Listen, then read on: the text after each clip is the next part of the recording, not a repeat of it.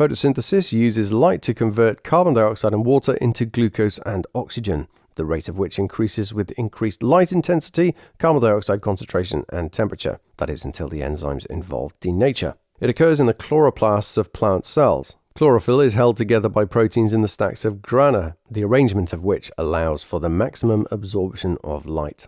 Chloroplasts also contain DNA and ribosomes for protein synthesis, and ATP is synthesized in the membrane of the grana. Photosynthesis involves two main stages, the light-dependent reaction and the light-independent reaction. In the light-dependent reaction, photons are absorbed by electrons in the protein complex in the thylakoid membrane of the grana called PS2, photosystem 2. The electrons are excited and photoionization occurs, which causes photolysis. The electrons replace the ones that were lost due to ionization, while the excited electrons go on to move through the protein complexes. At one complex, an electron's energy is used to pump 4 protons from the stroma into the thylakoid space. The electron keeps going to photosystem 1 then, PS1, where more light is absorbed to re-energize it, and it goes on to meet a proton and turn it back into a hydrogen atom, which is used to reduce the molecule NADP.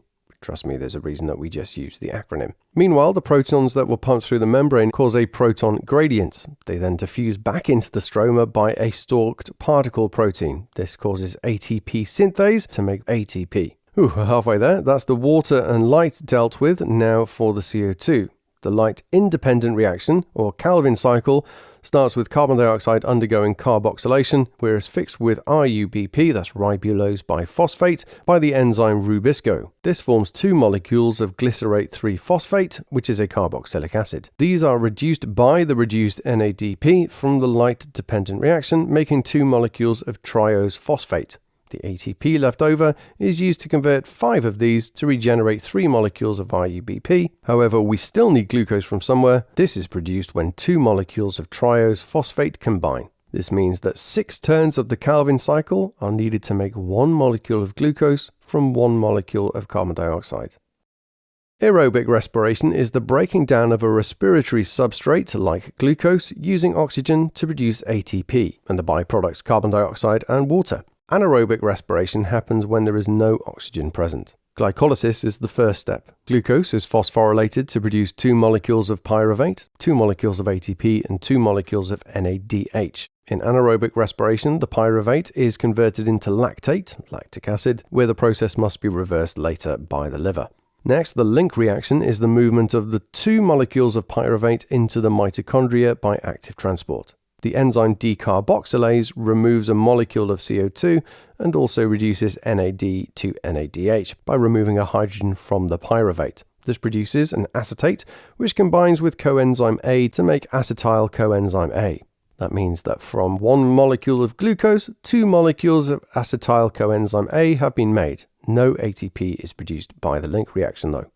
The Krebs cycle happens in the mitochondrial matrix. Acetyl coenzyme A provides the acetate with 2 carbons to bond to the 4-carbon molecule oxaloacetate to form a 6-carbon molecule, citrate, which goes through a series of reactions before turning back into oxaloacetate, ready to accept another 2-carbon acetyl group. 2 turns of the Krebs cycle are needed per 1 molecule of glucose, producing 2 ATP, 6 lots of NADH, 2 lots of FADH, and 4 lots of CO2. Finally, oxidative phosphorylation starts with NADH binding to the protein complex 1, separating hydrogens into protons and electrons, which go back to the Krebs cycle as NAD to be reused. FADH binds to complex 2 with the same result. The electrons move down a chain of protein complexes 1 to 4, where the energy of 1 electron is used to pump 4 protons from the mitochondrial matrix into the intermembrane space. The electron eventually reaches the final acceptor oxygen, which combines with hydrogens to form water. Protons then diffuse back by the stalked particle protein, providing the energy for ATP to be produced by ATP synthase. The sun is the source of all energy that enters ecosystems on the Earth, where its light is used for photosynthesis in producers, also known as autotrophs, to make food to be used by heterotrophs. However, only around 10% of energy made or consumed by one organism is transferred to the next. The rest is lost due to excretion, uneaten parts, decay, and metabolic processes that use energy like respiration.